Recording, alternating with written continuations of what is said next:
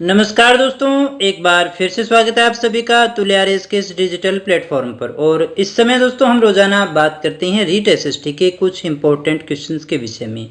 तो आज भी हम कुछ और नए प्रश्नों को देखेंगे जो आपकी परीक्षा की दृष्टि से इम्पोर्टेंट हो सकते हैं। दोस्तों, परीक्षा की तिथि के बारे में थोड़ी थोड़ी सूचनाएं आपको मिल रही होगी। जैसा कि अभी तक जो जानकारी मिल रही है आपको, वो परीक्षा सितंबर में होनी संभावित है। तो आप अगस्त तक सिलेबस पूरा करने की कोशिश कीजिएगा, यानी अगस्त में आपका सिलेबस पूरा हो जाना चाहिए दोस्तों। और मैं तो ये कहूँगा कि लास्ट आपका 31 जुलाई है दोस्तों, जुलाई तक आपका सिलेबस पूरा हो जाना चाहिए। अगर इस डेट तक नहीं होता है तो फिर आपको थोड़ी समस्या होगी, क्योंकि कम से कम 1-1.5 महीना आपको रिवीजन करने के लिए चाहिए। और वैसे तो आपने सारा सिलेबस अच्छे से पढ़ रखा है, तो फटाफट से रिवीजन करना शुरू कर दीजिएगा, क्योंकि जून आपके पास में पड़ा है, जुलाई आपके पास में पड़ा है दोस्तों। कि वैसे ज्ञान के लिए अपने कितना भी पढ़ लें, लेकिन जब तक हमने रिवीजन नहीं किया तो कोई भी चीज़ हमारे काम में नहीं आती है। और ऑब्जेक्टिव जो आपका एग्ज़ाम होता है उसके अंदर रिवीजन बहुत इंपॉर्टेंट होता है दोस्तों। तो दोस्तों, टेस्ट शुरू करने से पहले अगर अभी तक आपने वीडियो को लाइक नहीं किया है तो कर दीजिएगा, और चैनल को सब्सक्राइब नहीं किया है तो भी कर लीजिएगा, क्योंकि इस तरह के क्वालिटी एजुकेशन वीडियो केवल आपको यहाँ और इसी चैनल पर मिलते हैं। तो दोस्तों, शुरू करते हैं आज के टेस्ट को और देखें आज का हमारा पहला प्रश्न। आज का हमारा पहला प्रश्न जो है वो है भारतीय संविधान से। और दोस्तों, आज का जो पूरा टेस्ट है वो भारत के संविधान पर ही आधारित है। भारतीय संविधान के कुछ इंपॉर्टेंट क्वेश्चंस को अपने देखने वाले हैं। तो पहला हमारा जो प्रश्न है वो संविधान से ही है, जो आपसे पूछ रहा है भारतीय संविधान की कौन सी विशेष व्यवस्था इंग्लैंड से ली गई है। दोस्तों, ये 4 व्यवस्थाएं हैं, 4 प्रक्रियाएं हैं, इनमें से कौन सी व्यवस्था जो है वो इंग्लैंड से ली गई है आपको बताना है। क्या वो संसदीय प्रणाली है, क्या वो संघीय प्रणाली है, मूल अधिकार है, या फिर सर्वोच्च न्यायपालिका है। इनमें से कौन सी ऐसी व्यवस्था है जो इंग्लैंड से ली गई है। दोस्तों फटाफट से कमेंट करके आंसर दीजिएगा, ताकि हम देख सकें आपको क्या आता है, कितना आपने याद किया है। तो दोस्तों, हमारा जो सही आंसर है वो है नंबर 1, यानी कि वो व्यवस्था कौन सी है, वो है संसदीय प्रणाली, जो इंग्लैंड से ली गई है। आगे बढ़ते हैं दूसरे प्रश्न की तरफ। तो दूसरा हमारा प्रश्न है भारतीय संविधान के किस अनुच्छेद के तहत लोकसभा में अनुसूचित जातियों और जनजातियों के लिए आरक्षण दिया गया है। दोस्तों, ये बताना है 330 में है, 32 में है, 20 में है, या फिर 45 में है, 345 में है। भारतीय संविधान का वो अनुच्छेद जो आरक्षण के विषय में बात करता है, SC ST के आरक्षण की बात करता है, लोकसभा में आरक्षण की बात करता है। दोस्तों, क्या होगा हमारा सही आंसर, फटाफट से बताइएगा। तो दोस्तों, हमारा सही आंसर है नंबर 1, वो आर्टिकल है 330 नंबर अनुच्छेद में ये बताया गया है। आगे बढ़ें तीसरे प्रश्न की तरफ। सुप्रीम कोर्ट के जजों की संख्या ध्यान दीजिएगा। सुप्रीम कोर्ट में कितने जज होंगे, उनकी संख्या को कौन बदल सकता है। राष्ट्रपति का आदेश, कानून के द्वारा संसद, सुप्रीम कोर्ट की अधिसूचना, या फिर केंद्र सरकार की अधिसूचना। क्या होगा दोस्तों हमारा सही आंसर, यानी सुप्रीम कोर्ट में कितने जज होंगे, इसकी संख्या का निर्धारण कौन करता है।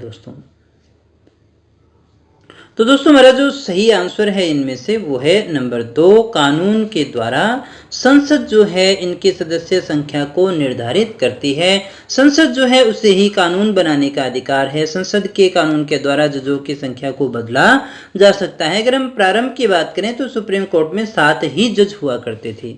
फिर 1956 में ये 10 हुए, 1960 में 13, 77 में 17 हुए, 85 में 25 हो गए, और वर्तमान में अगर अपने बात करें तो कितनी है, 31 है दोस्तों, 30 + 1 है दोस्तों।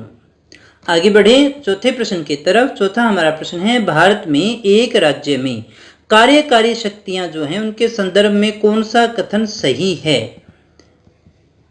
इनमें से आपको विकल्प चुनना है। बड़ा अच्छा प्रश्न है, प्रश्न को अच्छे से पढ़िएगा और फिर आंसर करने की कोशिश कीजिएगा।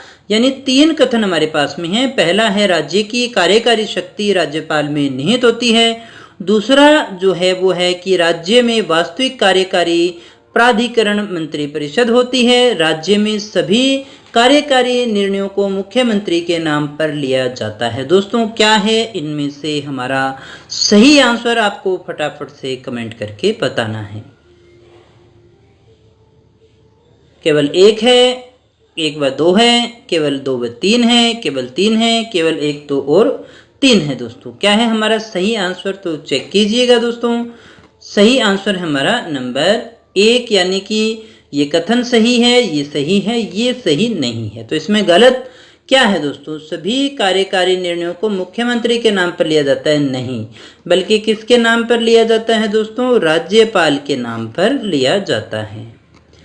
पांचवें प्रश्न को देखिएगा दोस्तों, निम्न में से कौन राज्यपाल को उसके कार्यालय से हटा सकता है। इनमें से आपको बताना है कि राज्यपाल को उसके पद से कौन हटा सकता है, राज्य विधानसभा, संसद, राष्ट्रपति या फिर इनमें से कोई नहीं। दोस्तों क्या होगा हमारा सही आंसर, फटाफट से कमेंट कीजिएगा। तो दोस्तों सही आंसर है हमारा नंबर 3, राष्ट्रपति ही होता है जो राज्यपाल को उसके कार्यालय से हटा सकता है। क्यों? क्योंकि राज्यपाल राष्ट्रपति के प्रसाद पर्यंत कार्य करता है, अतः राष्ट्रपति राज्यपाल को हटा सकता है। और यहाँ ये ध्यान दीजिएगा कि राष्ट्रपति जो भी कार्य करता है वो मंत्रिपरिषद की सलाह पर कार्य करता है दोस्तों। तो ये भी आपको याद रखना है कि राष्ट्रपति स्वविवेक से ऐसा नहीं करता है, बल्कि वो जो है मंत्रिपरिषद से सलाह करने के बाद में ऐसा कार्य करता है। बाकी आपको यहाँ इस प्रश्न के रूप में याद रखना है कि राष्ट्रपति के प्रसाद पर्यंत राज्यपाल कार्य करता है, इसलिए राष्ट्रपति राज्यपाल को हटा सकता है। छठा हमारा प्रश्न है, भारत के संविधान के निम्नलिखित अनुसूची में से कौन सा नया राज्य बनाने के लिए संशोधित किया जाना है। यानी कोई नया राज्य बनाना है तो हमें कौन सी अनुसूची को जानना पड़ेगा, उसके प्रावधान हमें कौन सी अनुसूची में मिलने वाले हैं, पहली में, दूसरी में, तीसरी में या फिर चौथी में। दोस्तों क्या है सही आंसर, कमेंट कीजिएगा फटाफट से ताकि चेक कर सकें। तो दोस्तों सही आंसर हमारा है नंबर 1, पहली अनुसूची। दोस्तों ये याद रखिएगा, पहली अनुसूची, क्योंकि पहली अनुसूची जो है संघ और राज्य क्षेत्रों का वर्णन करती है। इसमें कुल 4 अनुच्छेद हैं और ये जो है वो संघ और राज्य क्षेत्र का इसमें वर्णन होता है। आगे बढ़ते हैं अगले प्रश्न की तरफ, जो हमारा 7वां प्रश्न है, भारत का संविधान भारत के सुप्रीम कोर्ट को केंद्र और राज्यों के बीच विवादों का निर्णय किस क्षेत्र के तहत लेने का अधिकार देता है। अपीलीय न्यायाधिकार, वास्तविक न्यायाधिकार, सलाहकार न्यायाधिकार या फिर रिट न्यायाधिकार। दोस्तों क्वेश्चन को दोबारा पढ़िएगा तभी आंसर सही हो पाएगा कि भारत का जो संविधान है वो भारत के सुप्रीम कोर्ट को केंद्र और राज्यों के बीच विवादों का निर्णय करने का अधिकार देता है, वो कौन से क्षेत्र के अंतर्गत देता है। अपीलीय न्यायाधिकार के अंतर्गत, वास्तविक न्यायाधिकार के अंतर्गत, सलाहकार न्यायाधिकार के अंदर, रिट न्यायाधिकार के अंदर, कौन सा है हमारा सही आंसर। तो दोस्तों चेक करिएगा, सही आंसर है हमारा नंबर 2, वास्तविक न्यायाधिकार। अगले प्रश्न को देखते हैं दोस्तों, स्वर्ण सिंह समिति ने किसकी सलाह दी थी। ये 4 ऑप्शन हमारे पास में हैं और यहाँ आपको बताना है स्वर्ण सिंह समिति ने किसकी सलाह दी थी। दोस्तों ये तो काट दीजिएगा, ये ऑप्शन नहीं है तो 3 ही रह गए हैं आपके सामने, है ना। राज्य स्तरीय चुनाव आयोगों का संविधान, पंचायती राज में सुधार, भारतीय संविधान में मौलिक कर्तव्यों को शामिल करना। दोस्तों क्या है सही आंसर हमारा, स्वर्ण सिंह समिति ने किस चीज की सलाह दी थी। तो दोस्तों हमारा जो सही आंसर है वो है नंबर 3, भारतीय संविधान में मौलिक कर्तव्यों को शामिल करना। आगे बढ़ते हैं 9वें प्रश्न की तरफ। उपराष्ट्रपति को हटाने का प्रस्ताव किसमें पेश किया जाता है। दोस्तों उपराष्ट्रपति को हटाने का प्रस्ताव लोकसभा में, राज्यसभा में, लोकसभा राज्यसभा दोनों में, लोकसभा और राज्यसभा के संयुक्त सत्र में। क्या है दोस्तों सही आंसर हमारा, चेक करिएगा, वो है नंबर 2, केवल राज्यसभा में। क्योंकि उपराष्ट्रपति देखिएगा राज्यसभा का पदेन सभापति होता है, इसलिए उसको ही हटाने का अधिकार होता है, इसलिए उपराष्ट्रपति को हटाने का प्रस्ताव केवल राज्यसभा में ही लाया जाता है। भारत के निर्वाचन आयोग के चुनावों से कौन सा चुनाव संबंधित नहीं है। राष्ट्रपति का, उपराष्ट्रपति का, राज्यों की पंचायतें और नगरपालिका, या फिर उपरोक्त सभी। भारत का निर्वाचन आयोग चुनाव करवाता है। आपको बताना है कौन सा चुनाव इनमें से जो है वो भारत के निर्वाचन आयोग से संबंधित नहीं है दोस्तों।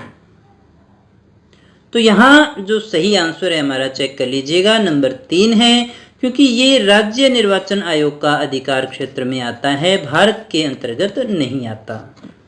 अगला हमारा प्रश्न है संविधान का अनुच्छेद 1, 2, 3 काफी इंपॉर्टेंट है। 123 नंबर अनुच्छेद जो है वो किससे संबंधित है? राष्ट्रपति के अध्यादेश से, सुप्रीम कोर्ट का सलाहकार क्षेत्राधिकार से, जम्मू कश्मीर की विशेष स्थिति से, या फिर चुनाव आयोग से। तो दोस्तों हमारा जो सही आंसर है वो है नंबर 1, राष्ट्रपति के अध्यादेश से। दोस्तों जब संविधान कोई नया विधान बनाना हो, कानून बनाना हो और अधिवेशन नहीं चल रहा है, संसद का अधिवेशन नहीं चल रहा है, तो उस समय राष्ट्रपति के द्वारा अध्यादेश जारी किया जाता है, जिसका प्रभाव वैसा ही होता है जैसे किसी कानून का होता है। जैसे ही संसद के अधिवेशन होते हैं तब उसको मान्यता देनी होती है, मान्यता देने के बाद में फिर वो कानून के रूप में आ जाता है दोस्तों। तो ये राष्ट्रपति के अध्यादेश से संबंधित है और काफ़ी इंपॉर्टेंट चीज़ है। आगे 12वें प्रश्न की बात करें, राष्ट्रपति पूरे देश में या इसके किसी भी हिस्से में अनुच्छेद 352 के तहत राष्ट्रीय आपातकाल किस स्थिति में घोषित कर सकता है? यहाँ से हमें स्थिति बतानी है दोस्तों। बाह्य आक्रमण, सशस्त्र विद्रोह, आंतरिक अशांति, या फिर एक और दो, दोनों।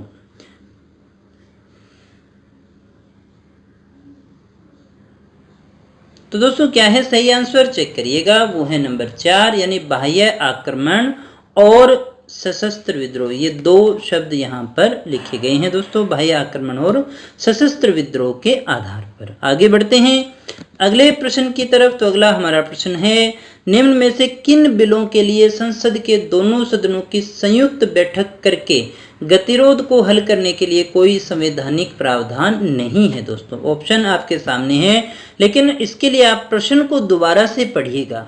निम्न में से किन बिलों के लिए संसद के दोनों सदनों, यानी वो कौन से बिल हैं जिसके लिए दोनों सदनों की संयुक्त बैठक की आवश्यकता नहीं है, यानी उसमें संयुक्त बैठक का कोई प्रावधान, संवैधानिक प्रावधान हमें नहीं मिलता। साधारण विधेयक, धन विधेयक, संविधान संशोधन विधेयक 2 व 3 दोनों। तो दोस्तों हमारा जो सही आंसर है इनमें से वो है नंबर 4, यानी धन विधेयक और संविधान संशोधन विधेयक, ये दोनों ही रहेंगे। अगला हमारा प्रश्न है, निम्न में से संविधान का कौन सा भाग संशोधित नहीं किया जा सकता है? इनमें से संशोधन नहीं किया जा सकता प्रस्तावना में, राज्य के नीति निर्देशक सिद्धांत में, मौलिक अधिकार में, या फिर न्यायिक समीक्षा में। दोस्तों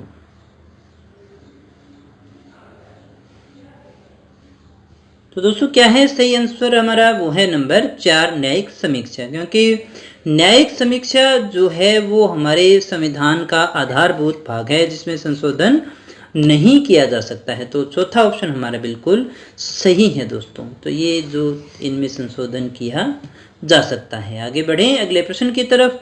भारत का संविधान लोगों को विभिन्न राज्यों में व्यापार, वाणिज्य, आवागमन का अधिकार प्रदान करता है। प्रश्न को ध्यान से पढ़िएगा। हालांकि इस प्रावधान के बावजूद भारत में एक राज्य भारत के अन्य राज्यों से माल के आयात पर कर लगाने के लिए कानून बना सकता है, बशर्ते अन्य राज्यों में भी ऐसा कर लगा हो। राज्य ऐसा कानून बना सकता है या नहीं, इसका निर्धारण कौन करता है, इसमें से आपको बताना है। क्वेश्चन को समझिएगा। हमने ये कहा भी विभिन्न जो राज्य हैं, राज्यों का आपस में व्यापार होता है, आवागमन भी होता है, और ये प्रावधान किया गया है दोस्तों।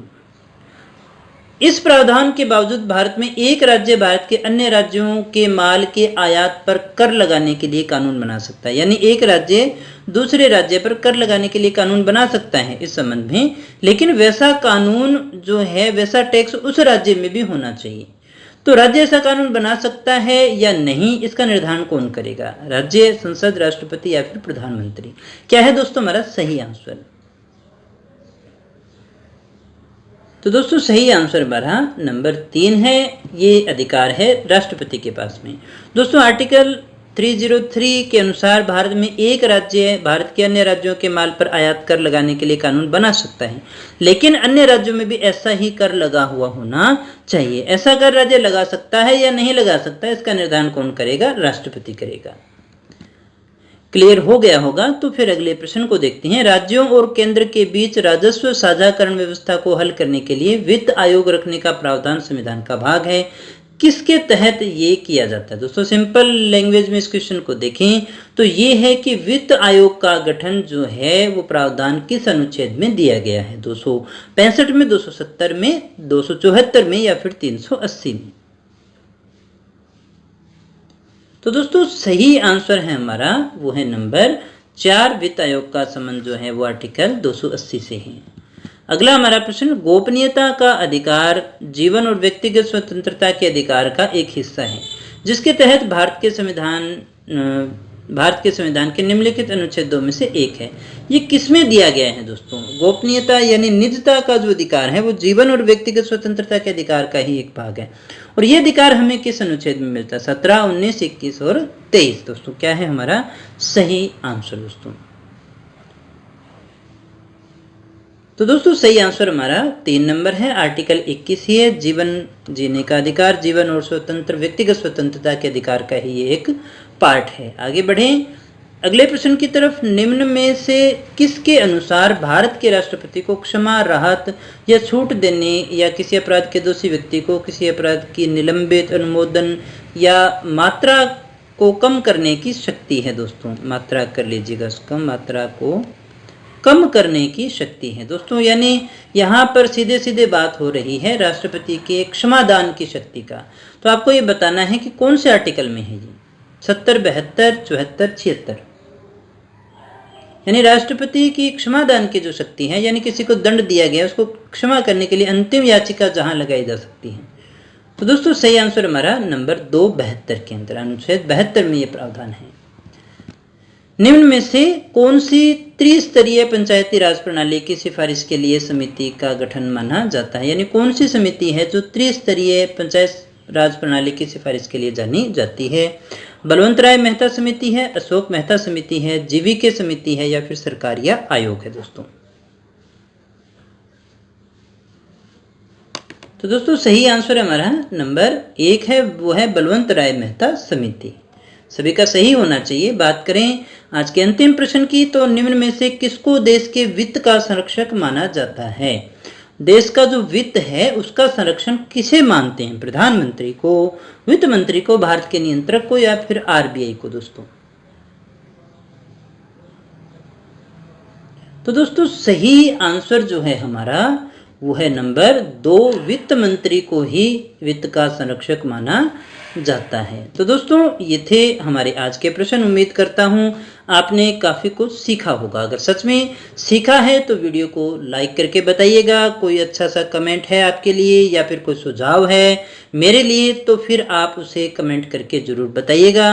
और दोस्तों अगर आप हमारी फ्री टेस्ट सीरीज़ का लाभ उठाना चाहते हैं, बिल्कुल फ्री ऑफ कॉस्ट है, आपको हमारी एंड्रॉयड एप्लीकेशन पर रीड के बहुत सारे टेस्ट अवेलेबल करवाए जा रहे हैं, तो फिर आप हमारी एंड्रॉयड एप्लीकेशन को डाउनलोड कर लीजिएगा। इन फ्यूचर भी आपको वहाँ पर बहुत सारी चीज़ें मिलने वाली है। और हाँ, इन बातों को अपने दोस्तों के साथ में शेयर करना मत भूलिएगा ताकि उन्हें भी लाभ हो सके। तो दोस्तों मिलते हैं नेक्स्ट वीडियो में कुछ और नए प्रश्नों के साथ, कुछ और नई जानकारी के साथ। तब तक बने रहे हमारे साथ। Thank you very much.